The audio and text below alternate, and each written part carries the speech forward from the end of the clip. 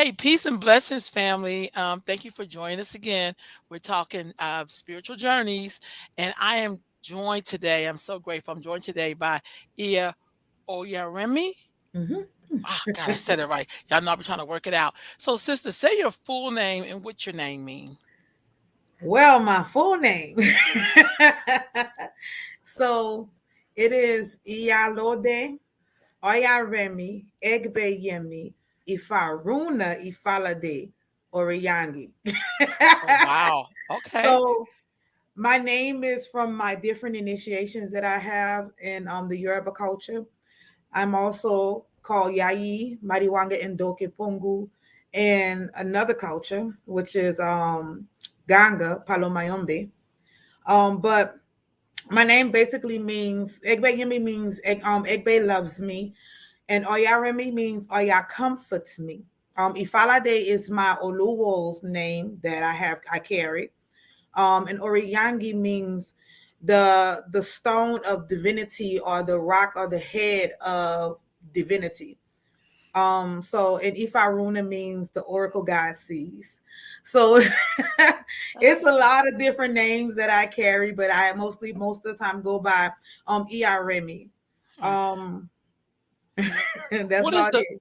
what is the second culture that you gave us another name from another culture? What culture is that, and where is that from? So Palomayombi is a culture that is from the Congo, Angola. But Oh, it came by way of the slaves. Some of the culture went to Trinidad, some of it went to Mexico, and a lot of it went to Cuba. Cuba is actually the ones that originated the culture of Palo Mayombe, but it was once called Ganga. mm. Hmm. How did you discover that traditional path? So that it was weird. So Okay. I actually started off in New Orleans. I was practicing hoodoo and a little bit of voodoo. And then I had a reading done and stuff like that. And they were like, you're not going to get initiated into voodoo. And I ended up, well, Katrina hit it. And then I ended up coming here to Houston where I met Baba Ifalade, and we got to know each other and stuff like that. And I ended up going into the culture of Orisha and sitting as an apetibi for a few years under Ifa culture. And so as I traveled through that culture, you meet different people along the way. And I had some readings done. And they were telling me that my culture was, well, my ancestors were calling me to the Congo culture. And I never knew what it meant or how to get there because it's a very, very secret culture. They Mm. don't really talk about it much. And so when I did find my way there, I met this incredible guy who was my tata.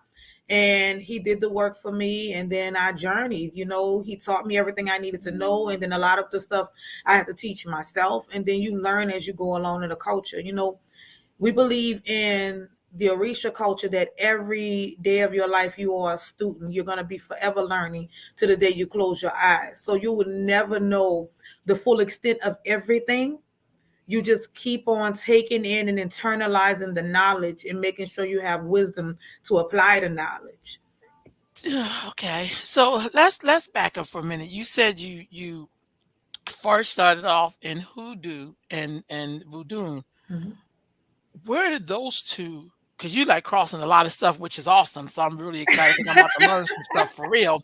But what is hoodoo and what is voodoo, and are they the same or are there differences? Like where they originate from? So we can get really technical into these traditions, but I'm gonna try to make it as simple as possible so other people can understand. Okay. But hoodoo is both basically a gumbo of spirituality. It's a Mm, gumbo. It's a mixture of different things that our the root workers in our family have taken, the root doctors and the medicine men and the doulas, the big mamas, the medicine that they took from different cultures and spiritualities, and also the herbs and medicines that they've learned, and they kind of mixed it together and made this gumbo. I know rooted places of hoodoo is Mississippi, Jackson, Mississippi. Mhm. That Mhm. is like what they consider, well, hoodoo was mostly birthed at. But from me being from New Orleans, a lot of that was in our culture too. Right But on. New Orleans was really heavy in the culture of traditional New Orleans traditional voodoo, because it's not original voodoo that's like in the bush. And voodoo being birthed from like the harmony and Benin, right? The Benin people. And I'm Uh-huh. sorry, the Hominy people. So it came from the birthplace of Benin. And when it came to Iyalode, it was one of the medicines that we used to become free, like the Haitian Revolution and stuff like that. But then, by way of those places and all the places that our cousins got dropped off at, Right on. we ended up having, these different versions of voodoo. You'll have a version of voodoo that may be in Louisiana, which may Mhm. not be the same thing that is in New Orleans, because they actually call the practice of voodoo in New Orleans traditional voodoo. Mhm. Mhm. So, a lot of our spirituality is a mixed gumbo. Even when you look at the way that we practice Orisha tradition here, you have Mhm. people that practice Santeria, you have people that practice Lukumi, you have people Mhm. that practice Oyotunji, because Oyotunji has its own style. Yeah. And then you have people that go back to Africa to actually receive Isheshe, so they know the actual practice of Ifa through tradition, you know? Right on. Right on. But I don't consider any of those ways incorrect, because we all find a way to reach spirit. Right on. Right on. Okay, you broke that down pretty good. So we know that usually people associate hoodoo or with southern practices out of the South. I mean, you said New Orleans, that's in the South. And then voodoo with Haiti. How do you ever see, and particularly those three coming together at all? Do they overlap sometimes with their initiates or no? With their So practitioners? we don't mix the rituals. We do Okay. not mix the rituals. Now the culture can be blended.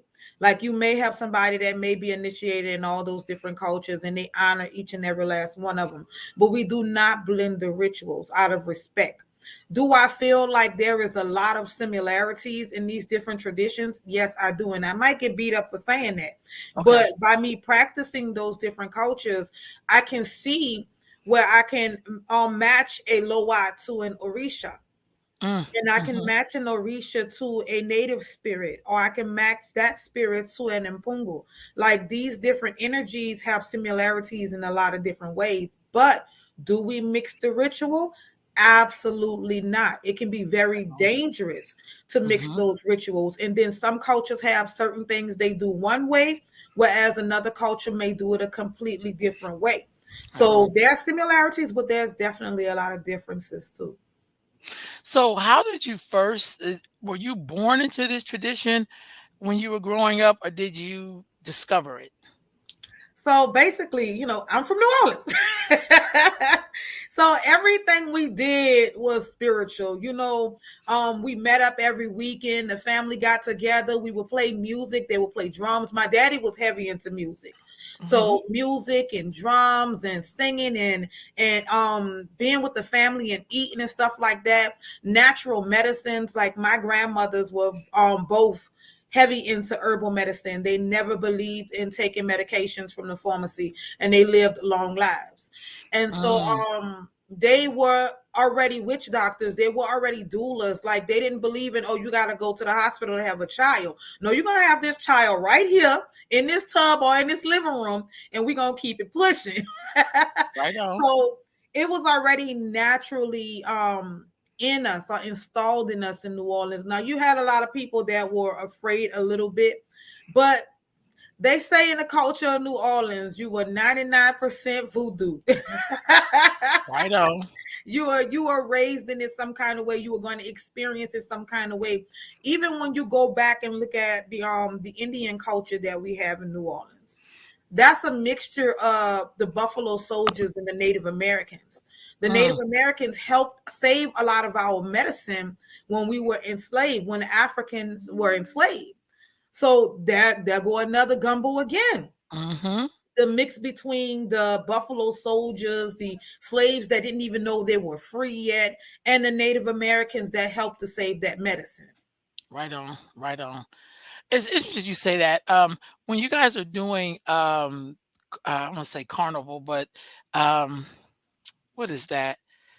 I'm thinking of Brazil when I'm saying carnival. For y'all, it's Mighty Mardi Gras. Gras. So Mardi Gras. What is Mardi Gras? So some kind of pagan stuff, but no. One part of it is it comes from the culture of Brazil. So a lot of people don't know that New Orleans has a heavy Brazilian cultural background. Okay. My grandfather actually is from Brazil. His name was Francisco de Silva. So the culture of Carnival came by way to New Orleans, but you also had the Native American culture that was mixed into the culture also. But a lot of this originated from the original ancestral societies, or like from the Bantu, or from like the masquerades that we had in Hmm. Africa. Because if you actually look at the symbolism that's inside of the beating of the Indian suits and stuff like that, you will see a lot of our Bantu knowledge Hmm. inside of that. A lot of our culture from Africa is in that. And then you can see the mixture in it also from the native culture, but it's a whole blend of celebrations of ancestral energy and celebrating the culture of who we are. But Right on, most of our energy is embedded in ancestral worship. right on. What is ancestral worship? So that's the beautiful thing about it all. So, ancestral worship is honoring all those that come before us, but it actually gets deeper than just honoring our blood ancestors. Because when Mm, you understand ancestors, you understand that you are made of everything of the universe. mm, So when we say ancestors, we mean deeper than that. We mean the rocks, we mean the trees, we mean the water, the stones, the air, everything about who we are, everything that is inside of our body is an ancestral spirit. And the Bantu taught us this energy. This is how Egungun got masquerade. This is how the Asians and had the culture of that they have when they worship their ancestors. When they hmm. came through Africa and they met up with the Bantu. The Bantu was heavy on giving back reverence to the energies that came before. The stars, the universe, everything. Wow. Bantu, like what part of Africa is that?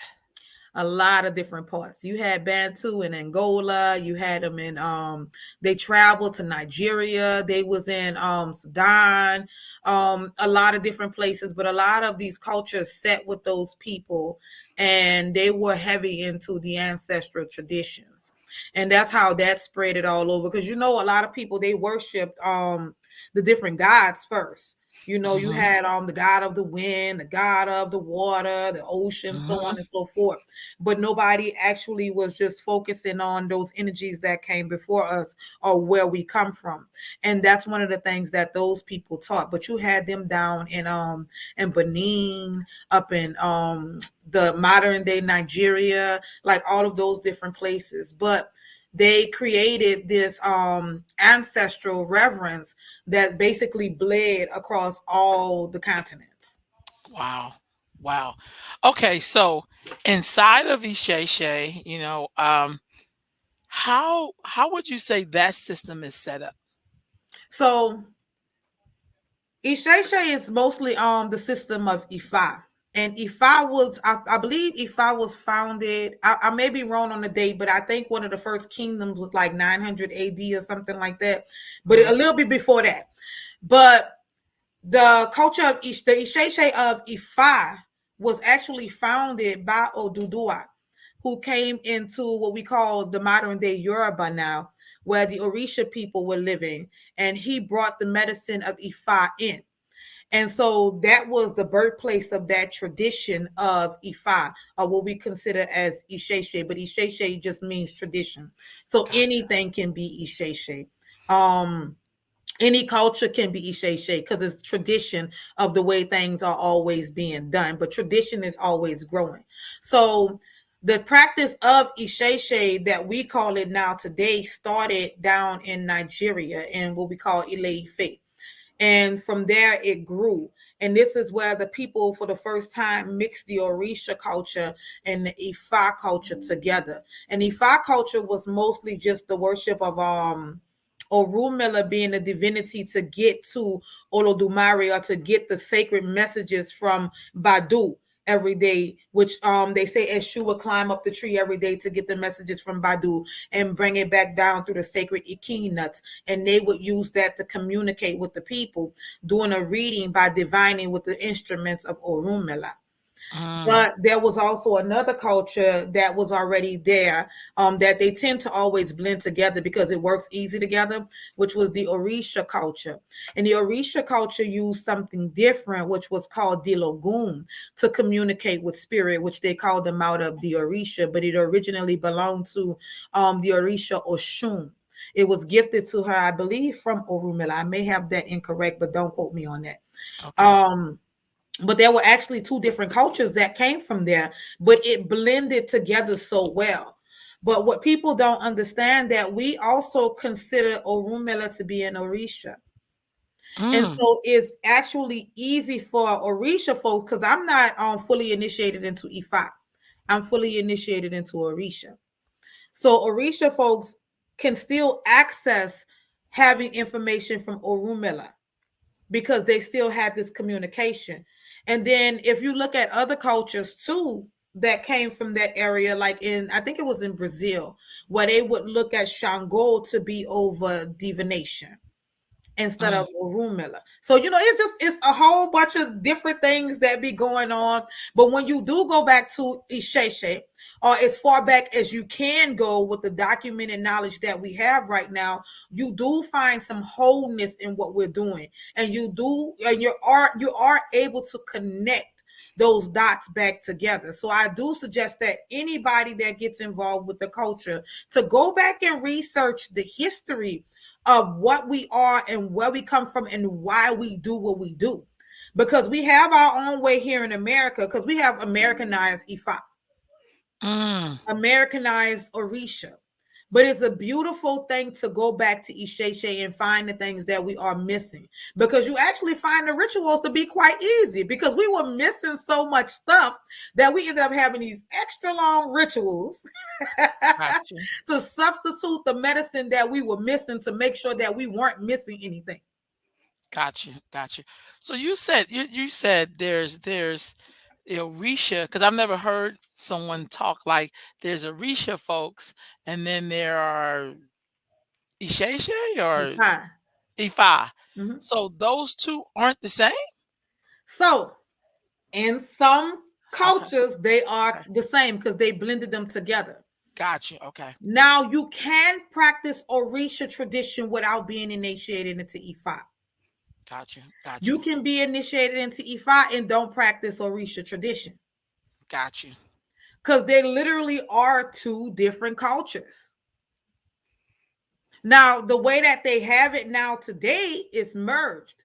But if you even go back to Africa, you can see where there would be people that are children of Oshun, and they may not even be a part of Ifa, I but get that. their village would be all Oshun. You will see priests of Obatala that may not be Ifa, but they can still do divination and esentayes and all kind of stuff for their culture and their people, because they'll have a whole tribe that are just Obatala worshippers. Got you. Okay. But of course, like I said, we ended up blending these things together, and then it became just one culture at this point in time. But Got they it. can work together. Yeah, It's just that that makes you sense. can be a priest of Orisha and not have to be a priest of Ifa. You can be a priest of Ifa and not have to be a priest of Orisha. Got you. Got you. That makes some sense. So, what are you initiating into, and what does it mean when you're initiated? So initiation is a process that you go through to be birthed. Instead of just having access to the Orisha or the spirits, and sometimes you actually have this spirit with you 24/7, 365 for the rest of your life. Got you. So it's sacred rites that you have to go through in order for you to become one with your spirit, whether it be an Orisha or whatever spirit that you are actually becoming a part of. So to be initiated into the culture means that you become a priest or you become a specialist in what you're doing. So let's just say you are initiated into a priestess of Oshun. If you become a priestess of Oshun, you learn everything about Oshun. What is her healing medicine? Where does she come from? Who is her people? Where did her stories originate? What are her patakis, which means stories? What is Mhm. what are some things that characteristics of Oshun? What does the energy feel like of Oshun?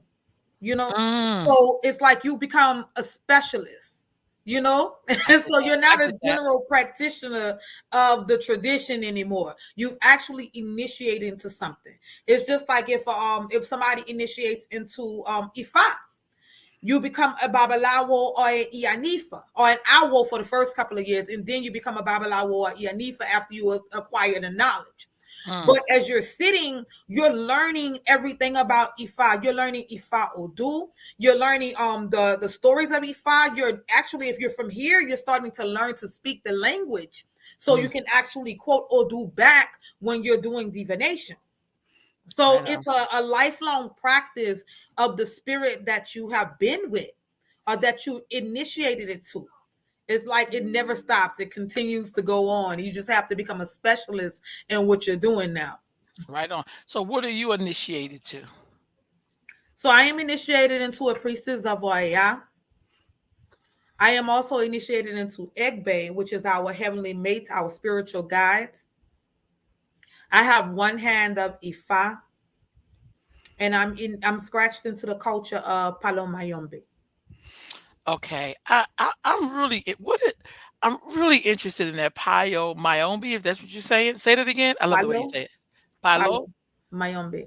Myombe. So I don't speak much on it because Okay. Okay. it's a very secret tradition. But I am scratched as a Yayi and Kisi in that culture. But it's a very secret tradition. We uphold all secrets and our rights to our secrets. It is a healing tradition. It is an ancestral tradition. So we have very, very heavy connections to our ancestral energies, or what we call our Bakulu, which is the dead, or our ancestral dead. Okay, that makes sense. Egg Bay. What's the Egg Bay? So Egbe is your heavenly mates. All right. Egbe is also the people that you end up meeting, like me and you right now with Egbe. So Okay. at some point in time when we were in a room, we said, "Hey girl, when I see you down on our we're gonna link up so we can go ahead and push each other into whatever direction we need to go into." So Right Egbe on. can be a friend, Egbe can be an enemy, but it's gonna be Mm. something here on earth that's gonna help push you towards your destiny. But it's an agreement that you already made. So it's kind of like I have an avatar that's in heaven. Got you. Got you. My consciousness is not on this earth. They say our consciousness is in heaven. All right. So we are able to communicate with that heavenly spirit and then all of the connections of heavenly spirits that we have around us. And each person that you meet in your life will help you on your destiny. Either they're going to stop you from going the wrong way or they're going to help you go the way that you're supposed to be going. So sometimes we have to understand that those things we consider as bad things are not so bad. They're Got you. actually helping us to align ourselves with our destiny. And there are different class of egbe. It's so much you could talk about with egbe, but Mm, there are different class of egbe. There are some people that are actually born to come here to be rulers. Then they have mm. people that are born to come here to die. And we do work for them to make sure, and they're called Abiku. We do work for those children that are Abiku so they won't die early before they're able to do their destiny. But doing divination, we already know that they are Egbe and that they're Abiku, so their destiny is already saying that they're going to die young. So we do the divination and the work to make sure that they live a full extent of life. So Got that's you. just a little bit on what Egbe is, but Egbe Right is on. very broad. Okay. What about oh yeah. Oya. So Oya is my mother. I'm initiated into Oya. I've been initiated into Oya 4 years now, going on 5 years this year. Oya is the mother of the winds. She gives you your first breath, and she takes your last breath. Oya is who we called on to help us with funeral rites. They say she sits at the gate of the cemetery, but Oya Mhm. also sits at the marketplace. So Oya is the money maker, right? She helps Mm. you to get the money that you need and sell the products that you need to sell. She's very good with marketplace energy. A lot of people don't talk about that aspect of Oya. They always say, "Oh, she walks with the egungun are her children, or so on and so forth." But Oya is so much more. She does convene with the dead. She does have egungun as her children. She is the representation of the cemetery, but she's also the representation of change and transformation. So when you need to change things in your life, you make prayers to Oya to make those changes. You ask for them to be sweet and ask for them to be soft and comforting. Or she will come through like a category 5 stone. But she's good in all ways, and then she can be bad in some ways too, but she's used to sweep and to cleanse. So, how did you know that you were a child of Oya? Like, how did she claim you? So I really didn't know. I was like the rest of my sisters out here. I'm gonna be Oshun. I'm Oshun. I'm gonna wear me some pretty flowers. And then I grew up. I was doing hair growing up and all this. I like to be cute, you know. So I was thinking that I was Oshun's energy. And so I had a reading done by a Babalawo, and the Babalawo was like, "Well, you are ya." And I was like, "Who is Aya?" Because I didn't even know who she was. And so the internet will scare you. So I went online and I was like, I'm a Google Aya, right? And when I Google her, it's like all this death and all this other stuff that pops up. And I was like, oh my God, what is this? And I saw the beauty in it though, because I started understanding that I was more connected to Oya than I was with Oshun. I would always have dreams of the dead. I would always help guide people to the other side when I was sleeping. I was always the person in the family that would help with funeral arrangements, and everybody came to me first to do anything that had something to do with death. But I was always fascinated by dead things. I just wanted to know. I had to be around. I was like, I'm gonna just be an undertaker. But I understood my connection, and I understood my connection was more with Aya than it was with anything. But I had a surprising turn about a year or two ago. And I had another reading done after my priesthood, and I had what they call a roots reading done. Mm. And my roots reading told me that I was Oshun lineage. So I felt kind of weird because I was like, so are you saying that I'm like not Aya's child anymore? What are you saying? Like I said, I was Oshun from the beginning. And so what I found out was that you can actually have lineage with another Orisha and still have your Ori crowned, your Orisha that you came from Orun with. And it was confusing to me. And sometimes I still get confused by it. But then I see the energy throughout my family of Oshun, even through their divination. Like my daughter's divination, she has Oshun energy. My mother has Oshun energy. But you can pick your Ori when you come from Orun, the energy that's going to help you down here on earth to fulfill your destiny. And for some reason, my crazy self was up there talking about, oh yeah, come on, we about to go tear some stuff up. So yeah, but it made sense to me because I always saw this balance that I had between those two energies. And then I got another reading. I'm glad you put this screen up. Got another reading that was saying that Yemoja walked it close to me too. So it became this energy of these goddess that I had that walked side by side with me throughout my life. But we as human beings can deal with any Orisha energy at any time. They're our aunts and our uncles, even if they don't rule our head. So if you are a child of Yemanja, you can still work with the energy of Ogun when you call him forward. You can Mm. still work with Shango Kabiesi when you call him forward. You can still have the energy of Oshun at sometimes. We're able to dip through these energies. The problem is that we personify them too much. Mm. When they are energy, They are frequencies. I can be in the frequency of Aya right now, and then I can go into the frequency of Oshun whenever I feel like it. We're able to move through these different frequencies and vibrations whenever we need to. If things are not so sweet in our life, we go and we take some honey and we do ritual for Oshun. Mm, But we have to remember that they're so much more than human personifications. They are spiritual energy. They are forces of nature. wow, that is so true. So how long? How long have you been studying, at least for your lineage and who you're initiated to? How long have you been studying? So I've been studying Oya for about 5 years now. I've been studying the culture of Ifa, even though I'm not fully initiated into Ifa. I've been studying Ifa for about 13 years and Orisha about the same time.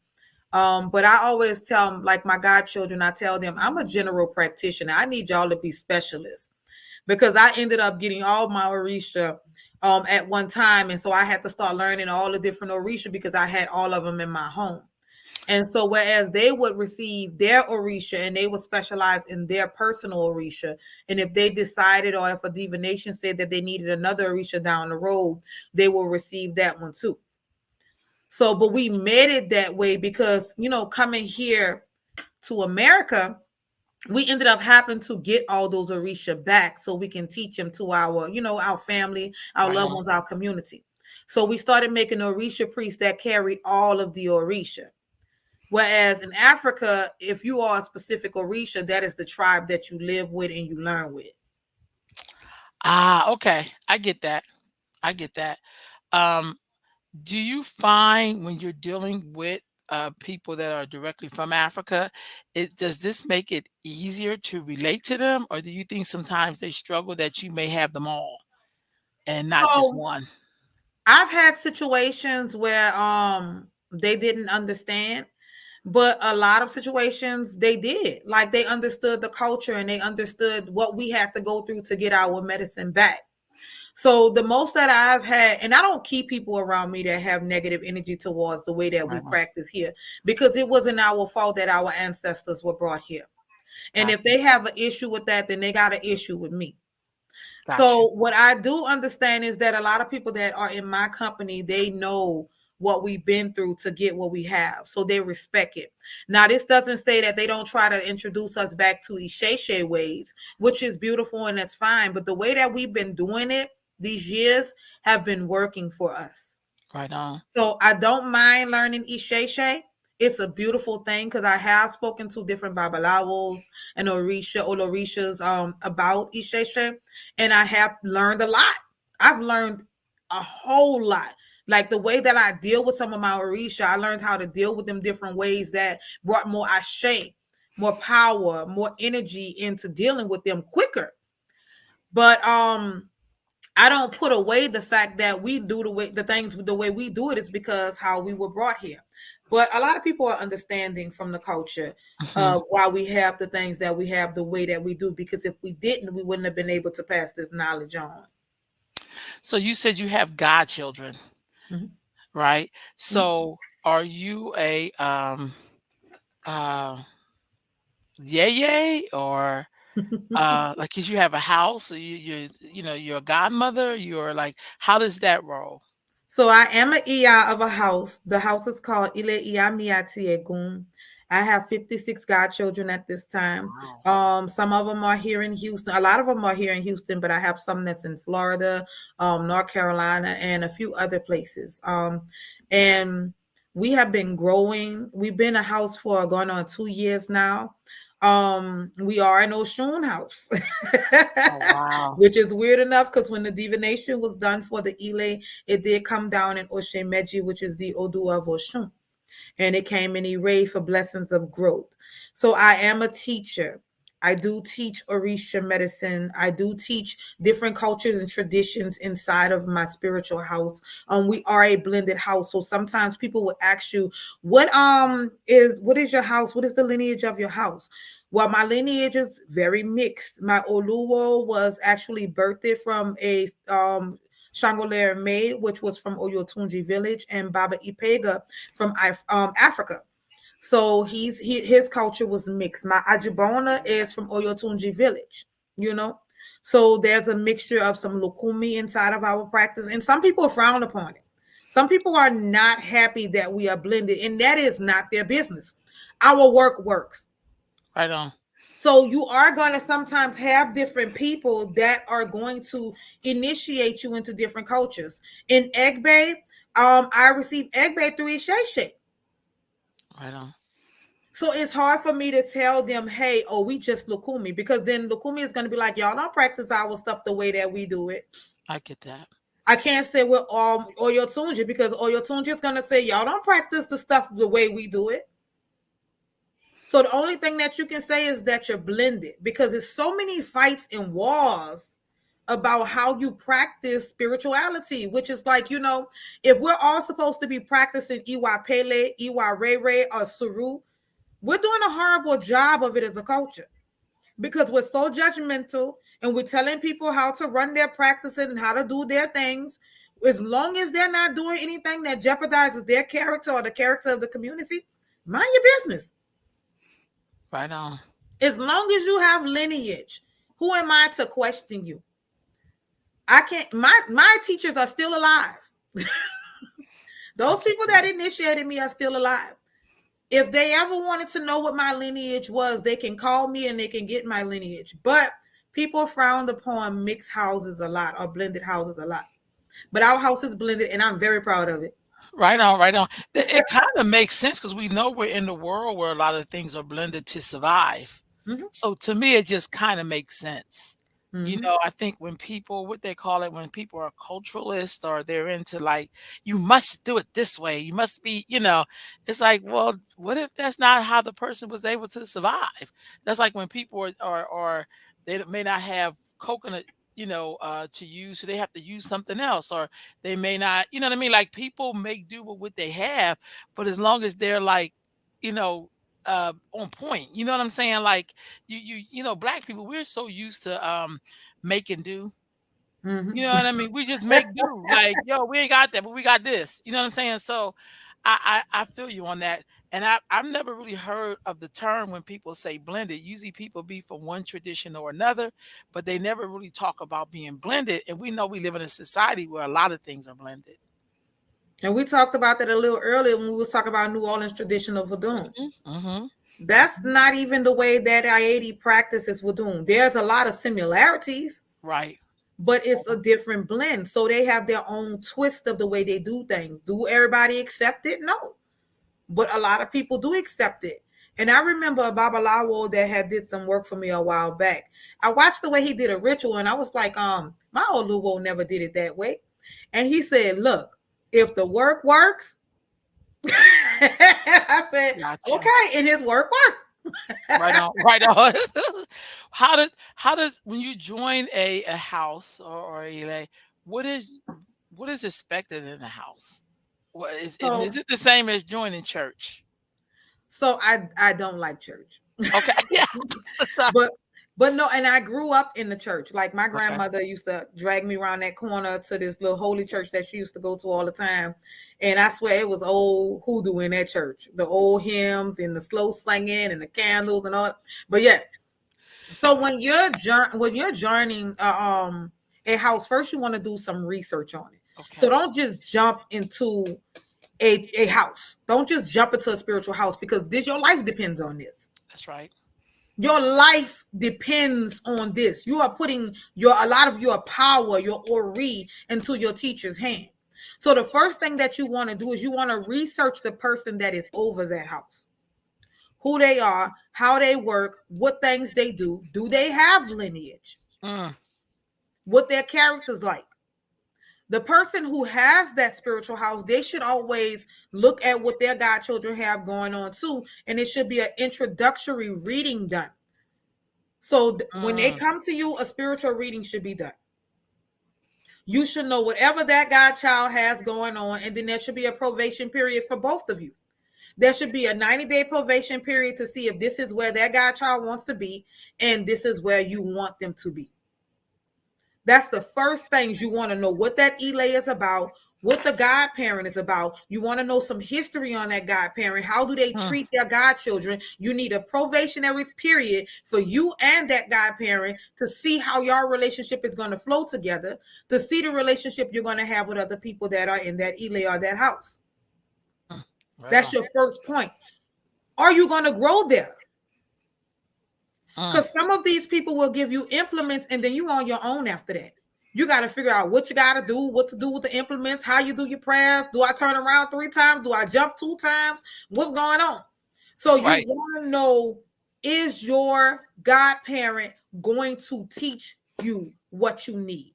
Are you going to get the tools? Or do you become a slave in that house? And what Mm, I mean by slave is the only way you can get work done is if you go through that godparent to get work done. They never teach you how to fully take care of yourself. mm, So you need to be learning how to take care of yourself. Another thing when you're going into a spiritual house, you have to know what Ori is. The Ori is the consciousness, this is your head. How do you take care of your Ori? Because you're dealing with different spirits and then you're opening up gateways. You're going into your higher consciousness when you start taking a spiritual journey. So there's more frequencies and vibrations that are opening to you, which means you're going to have to take more care of your head, of your consciousness, because you can lose yourself in these spirits. You also have to know how to keep certain spirits away, how to wash away negativity. So your godparents should mm. be well versed in teaching you how to take care of your Ori. And Gotcha. that is the main things that you need if you're going to journey with any spiritual house. Even if it was me, do your research. Right on. You may not want to sit under me, but there are many other people, and godparents are people that run Elay should be able to point those people in the right directions that may be good for them if they can't deal with them. But sometimes they be like, oh, well, I can't deal with them, so they just throw them to the streets. No, these people have already started their spiritual journey and they came to you. So at least make the effort to make a referral. Right on. Right on. So with these elays, do you all work with different elays across the country? Is there like an association where you all kind of meet up, or do they not like sometimes in other traditions they have like conventions and where people get to meet folks who practice in the same tradition but maybe from different places? Do y'all do any of that? So what I have noticed, and I thought I asked that question myself some years ago, I have noticed that there's a lot of separation in these different communities. However, the one that I've seen the most that has a lot of interactions with different people is Golden Harvest Temple. And this is underneath Iyalode. I'm sorry, Olori Oshun Oh Limited. yeah, I know her. Okay. So Balewa. So she has godchildren all over, and she has people that love her that are not her godchildren. And a lot of things that she has go on, she opens it up to everybody to be a part of. I've seen different spiritual events that different elays will go to, like Sunny Patterson. She has the Algiers Ancestral Festival in New Mm, Orleans that she does. It's actually coming up on the 4th through 5th of November this year. And a mm, lot of different people from different houses go there. Also, Sankofa Caravan to the Ancestors, that Baba Kofi does at National Black United Front in Galveston. That's coming up actually this weekend. mhm. A lot of different spiritual houses fly in, Black Panthers, a lot of different, everything comes in. I have not seen a council of elders, which I wish is something that we would have, because we would have more order in the community. Because people sometimes, when they don't sit under somebody, they do whatever they want to do. So I would love to see a council of elders in the United States.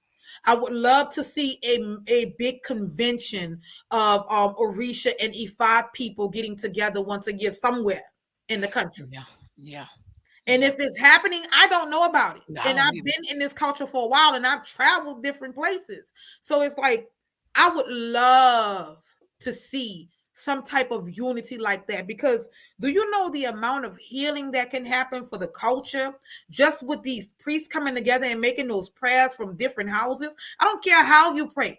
I don't care if you get on one knee when you do Bali or both knees. It's not even about your differences.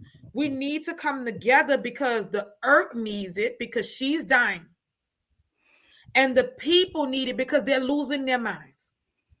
It's real talk. It's real So talk. we do need a council of elder, and we do need some community events that come together to help us grow. I think Oyatunji does events where different people show up also. I don't think they've been that big though as they should be.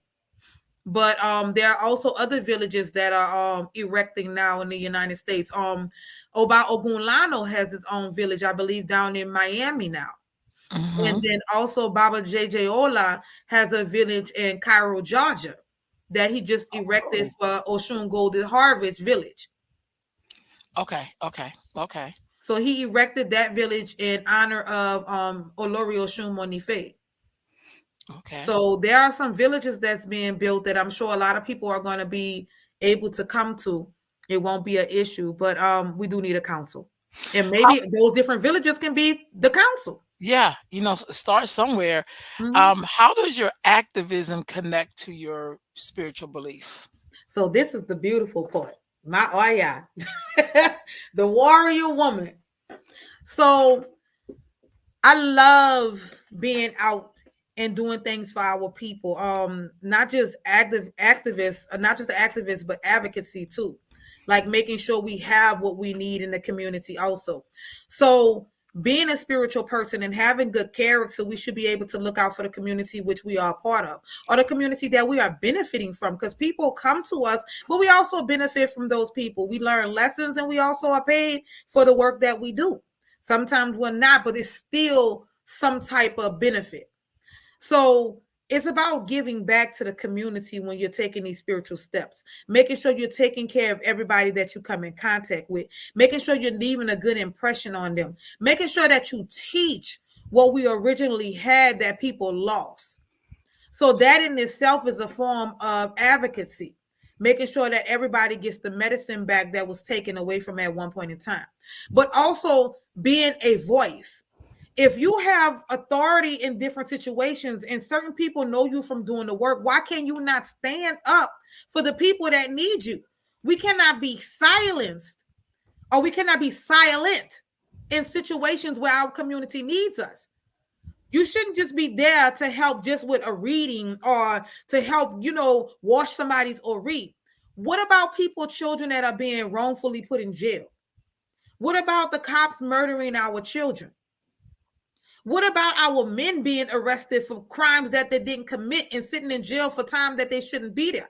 What about the laws that they're passing underneath our feet and we're not doing anything about it?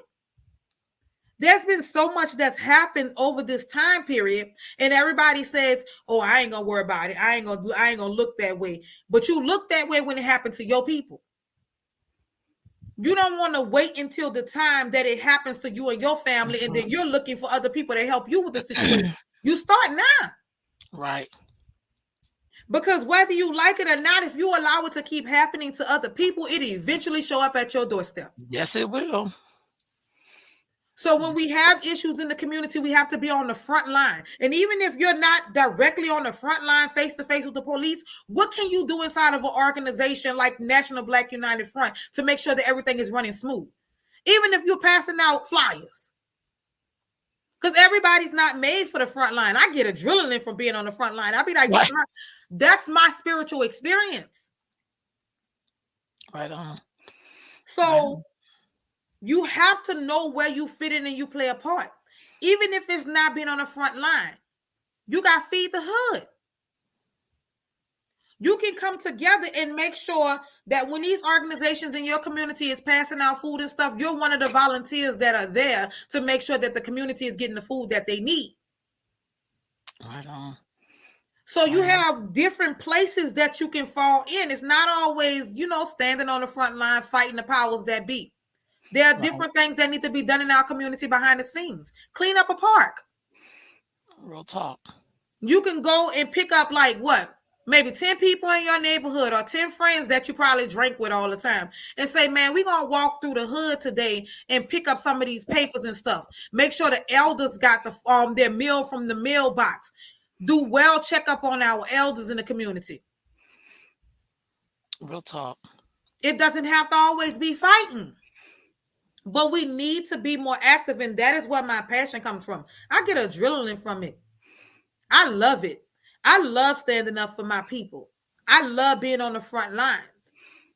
I hate the situations that sometimes happen for us to have to do it, but I love being the person to stand up and do that and be the support of it. And we have to start digging in our community and seeing what it needs. Crime rate is rising. Hmm. People are not in their right frame of mind after sitting on in solitude through this whole COVID thing. Yeah. This is the first time the whole entire world has experienced tragedy together like that. Right. So it's not like your PTSD, you could turn to somebody else and they don't have it because everybody got it. Right. And it's showing in the way that everybody is reacting with each other. There's no compassion, there's no mercy. It's real talk. So being a spiritual guide or a spiritual guide, you can actually go into the communities and start talking to people. That is part of community healing. Drum circles. The things you do, like traveling with the women, bringing them different places to just put their hands on Harriet Tubman's grave, Yeah. to get that spirit of freedom. Right on. These are the things that we all have to be responsible for, taking care of our people. That's real So talk. spirituality and activism goes hand in hand. And I know, you know what, Mama C and Baba Smalls is actually going to be here in Houston tomorrow doing a Ah, panel on how do you merge spirituality and activism together. that's what's up. So I'm excited about that. I actually think Yeah, she's that's in gonna town be already. I don't know what to do with myself because I'm excited about that. that's gonna be beautiful. Every year I keep saying I'm gonna make it to the caravan, to the ancestors, and Next like year. something always comes up. I think one year is a hurricane or something came, and I was like, "Oh Lord!" Like I had my tickets and everything. Me and some friends, I was like, "We ain't going down there," you know. So maybe definitely next year. Mm-hmm. I I'm gonna put you definitely on my gotta. list for next year then. Yeah, I'm so serious. I'm definitely. I was like, God, I gotta. When we do the road trip, I love when we go through Houston. I love going through Mhm. Texas. Period. So it's just the people are so real. Like Texas is hot. one year we come went through there, and it was like I think it was like the 4th of July or something. We was on the road, and we Mm-hmm. went to the black part of town, and, and we were trying to find out we could get some barbecue, and it was a black family having a barbecue. They was like, "Come on!" And that was the first time I ever had brisket. Are We had you a great serious? time. They took care of us like we was their relatives and Baby, that's packed all us they up cook out food. here is brisket. Yeah, and they packed us up food to go. Like, here's what y'all, because we were driving down to the border to document a civil disobedience. So we had left early to make it down to McAllen, Texas. Mm-hmm. They treated us like we were their family. Like that was like my girls were like, they don't even know us. I'm like, girl, we family. You That's know the way that it's Southern supposed to be. hospitality. Yeah, I said, "That's the way it's supposed to be." But they Right. had a good time, like, so, I mean, I just feel like Texas is one of those places that, I just love it. I mean, I do. I love New Orleans, though, too. So, I've always had really good receptions in the South. So I be back and forth through them all. I be from here, home in New Orleans, be in Georgia, then I'm in Pensacola, and I'm bouncing back and forth through all of them all day, just I riding love the it. South all the time. Because it's so much love in our people down here as far as how they, greet you and stuff like I that. love it. I love So it. I love being in the South. I I do love too. being in the South.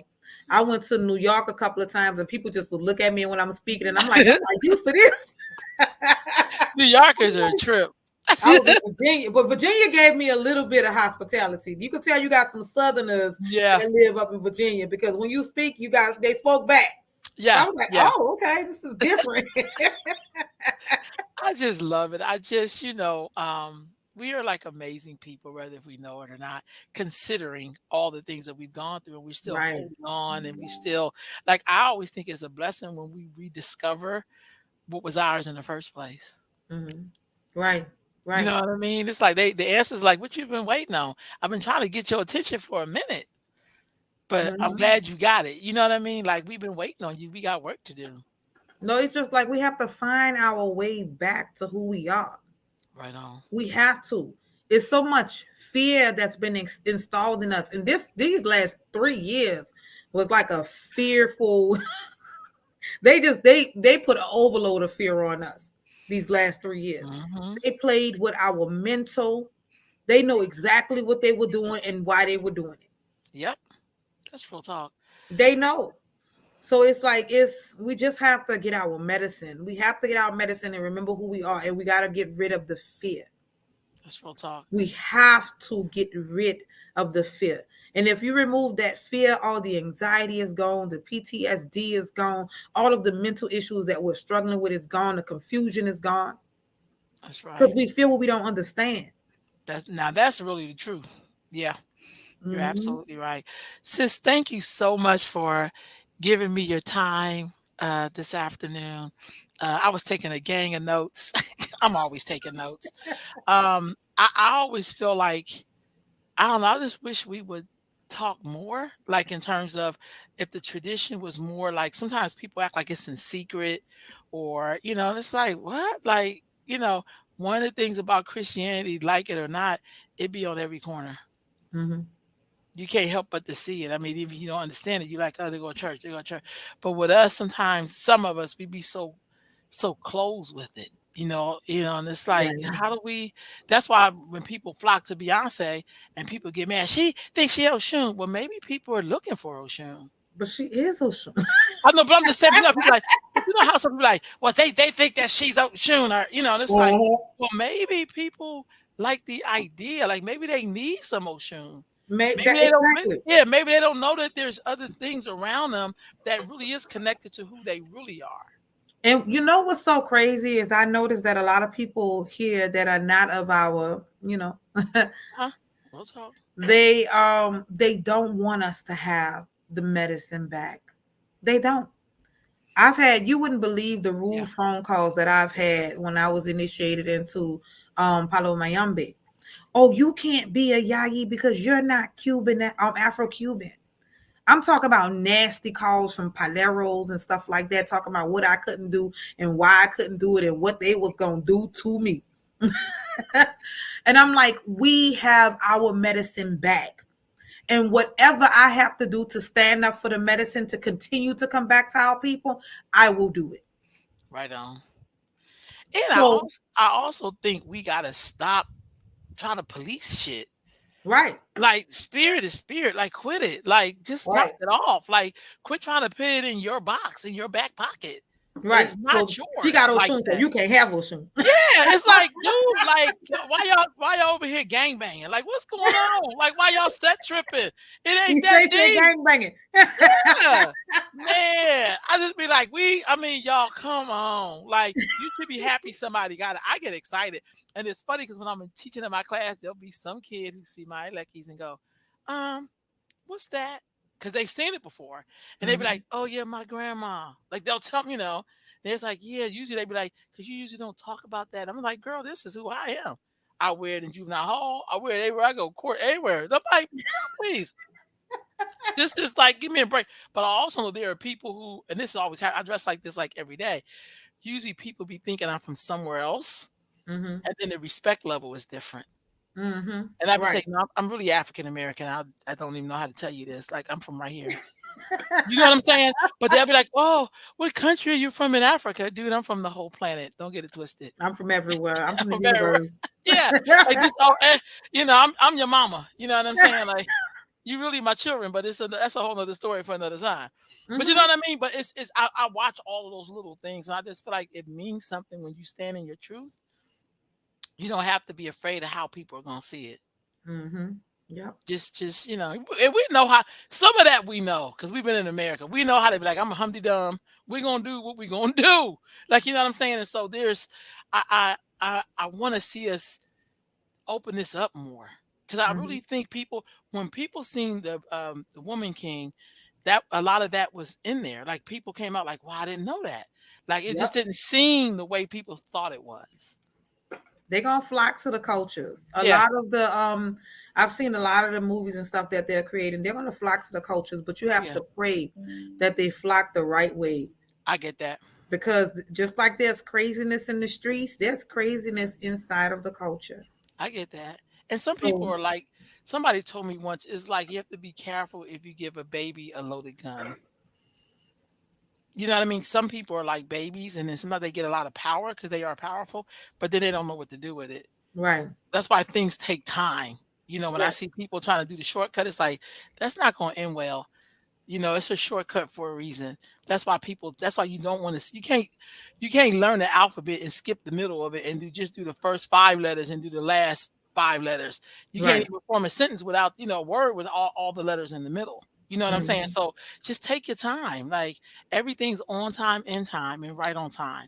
Like, Right, you got this. You know what I mean? But I also think some of us come into things and you see the power of it, and then you kind of lose your mind sometimes. Not all of right, us, but some of us get crazy. I mean, then some of us take our time and it end up being beautiful. So I thank you so much for, like, giving me your time, sharing so much of your wisdom. I mean, every time I asked you something, you was like, "Oh, that was I loved it." I just like, wow, like, I felt like, man, I should have, like, she got all the juice up in here because you were like breaking down like all the different traditions, and usually people be like, "Oh, we don't cross that." Like, I hear that a lot. We don't mix that with this and right. or that. You can. I'm like, well, damn, it kind of okay. Like, what if somebody came from that tradition? Like, how And can it's you? that's what you like. The cultures are going to mix at some point. That's why I always say we do not. I have a video literally on YouTube that say blended culture, but not blended ritual. Got that? So you can do whatever you want in the culture. You could dance right now for the Native Americans and turn around and dance for the Orisha if you want to. But when you are in ritual, you cannot mix ritual. That makes so much sense. That make a lot of sense. Sis, don't go anywhere. Let me just wrap this up real quick. Family, thank you so much. I'll be back next week. Thank you, sis, for being my guest today. Okay, hold on.